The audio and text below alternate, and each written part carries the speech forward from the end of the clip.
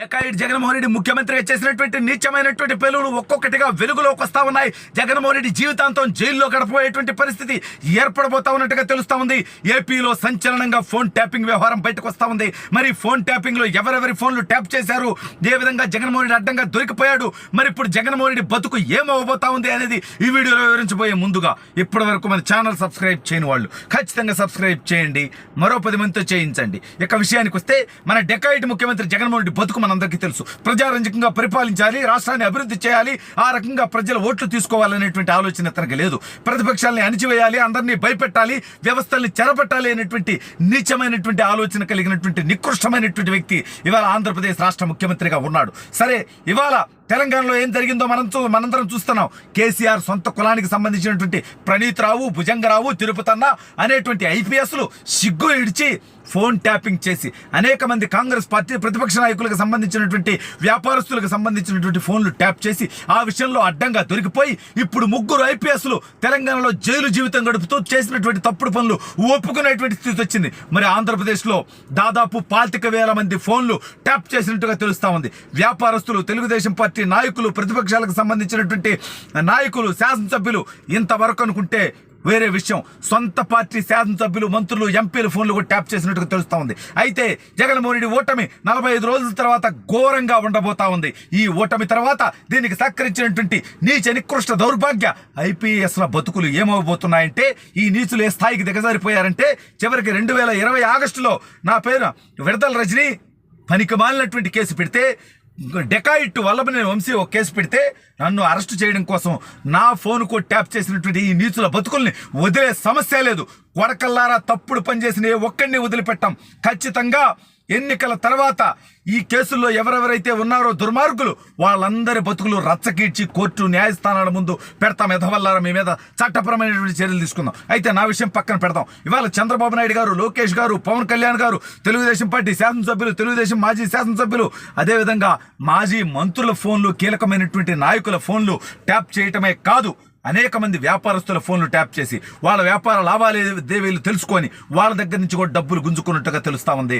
అదేవిధంగా వైసీపీలో ఏకంగా నెల్లూరు రూరల్ శాసనసభ్యుడు కోటమిరెడ్డి శ్రీధర్ రెడ్డి గారు నేరుగా చెప్పడం జరిగింది. స్వయంగా అధికార పార్టీ శాసనసభ్యుడైన తన యొక్క ఫోన్లు చాటుగా విన్నారని, ఫోన్ ట్యాప్ చేశారని, అది నచ్చకే, సహించలేక, భరించలేక ఆత్మగౌరవంతో నేను పార్టీ మారుతున్నానని ఆయన చెప్పడం జరిగింది. అయితే ఈ విషయాలన్నీ ఇవాళ తెలంగాణలో ఐపీఎస్ల బతుకులు ఏమయ్యాయి? అనేక మంది అధికారులు, ఎస్ఐలు, సిఐలు, డిఎస్పీలు, అనేక మంది జీవితాలు బుగ్గిపాలయ్యేటువంటి పరిస్థితి వచ్చింది. వాళ్ళ ఉద్యోగాలు ఊడిపోయేటువంటి పరిస్థితి వచ్చింది. వాళ్ళు జైలు జీవితం గడిపేటువంటి పరిస్థితి వచ్చింది. సరే, వాళ్ళందరితో ఈ తప్పుడు పనులు చేయించినటువంటి కేసీఆర్కి, కేటీఆర్కి, హరీష్ రావుకి, కవితకి ఆల్రెడీ కవిత జైల్లోకి పోయి ఉందలే, బావిడ సబ్జెక్ట్ తర్వాత మాట్లాడుకుందారే, మనకెందుకు. సరే, పక్క రాష్ట్రం సంగతి కూడా మనకెందుకు. ఈ జగన్మోహన్ రెడ్డికి ఈ తప్పుడు పనుల్లో సహకరించినటువంటి ఐపీఎస్ల బతుకులు ఏమవబోతా ఉన్నాయి?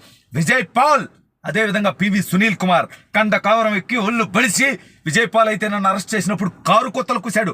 గుర్తుపెట్టుకో విజయ్ పాల్, నీకు కుటుంబం ఉంది, నీకు నా వయసు కొడుకున్నాడు. కొడక రాసి పెట్టుకో, నీ బతుకేమవుతుంది అనేది రాబోయే రోజుల్లో తేలబోతుంది. విజయ్ పాల్ రాసి పెట్టుకో, నిన్ను ఎవడన్నా వదిలిపెడతాడేమో చూడు.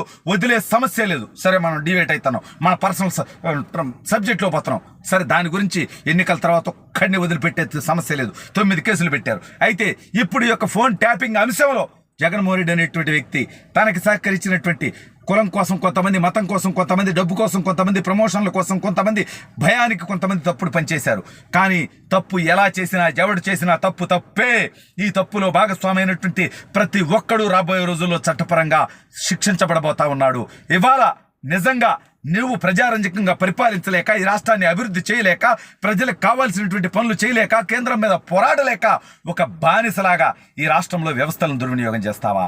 ఎవడమ్మా మొగుడు సొమ్మని చెప్పి ప్రజలు కట్టేటువంటి పన్నుల నుంచి జీతం తీసుకునేటువంటి ఐపీఎస్లు ఈ రకంగా సీక్రెట్ సాఫ్ట్వేర్ ఇజ్రాయెల్ నుంచి కొని తెలంగాణ కూడా అక్కడే కొనింది.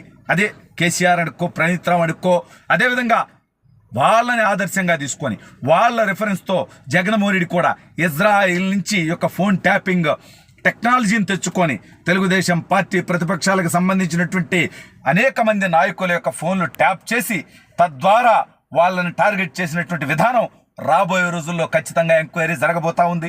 దీంట్లో కింద స్థాయి నుంచి పై స్థాయి దాకా ఎవడెవడున్నాడో వాడి తొత్తర తీరుతుంది. తెలంగాణలో ఆధారాలని ధ్వంసం చేశారు, హార్డ్ డిస్కులు ధ్వంసం చేశారు, ఆ యొక్క పరికరాన్ని ధ్వంసం చేశారు. బట్ అన్ని విషయాలు కూడా ఇప్పుడు ఒక్కొక్కటిగా బయటకు వస్తూ ఉన్నాయి. అదేవిధంగా ఆంధ్రప్రదేశ్లో కూడా అయ్యో ఇప్పుడు తెలంగాణ ఎగ్జాంపుల్ చూసిన తర్వాత ఎన్నికల తర్వాత కాదు, ఎన్నికలకు ముందే ఇప్పుడే ధ్వంసం చేస్తారు ఇవన్నీ కూడా. హార్డ్ డిస్కులు కానీ, సమాచారం కానీ, పరికరాలు కానీ కొడకల్లారా తప్పు చేసిన ఏ ఒక్కడు వదిలిపెట్టే సమస్య లేదు. ఇవాళ ఆంధ్రప్రదేశ్లో వ్యవస్థల్ని ఏ విధంగా భ్రష్టు పట్టిస్తూ ఉన్నారో మీరు గుర్తుపెట్టుకోవాలి. ఈ వ్యవస్థల్లోనే కొంతమంది మంచి వాళ్ళు ఉంటారు. వాళ్ళే రాబోయే రోజుల్లో సమాచారం ఇస్తారు. వాళ్ళు ఇచ్చినటువంటి సమాచారంతో ఇప్పుడు తప్పుడు పనులు చేసిన ప్రతి ఒక్కడికి రాబోయే రోజుల్లో చట్టం ద్వారా శిక్షించబడతారు.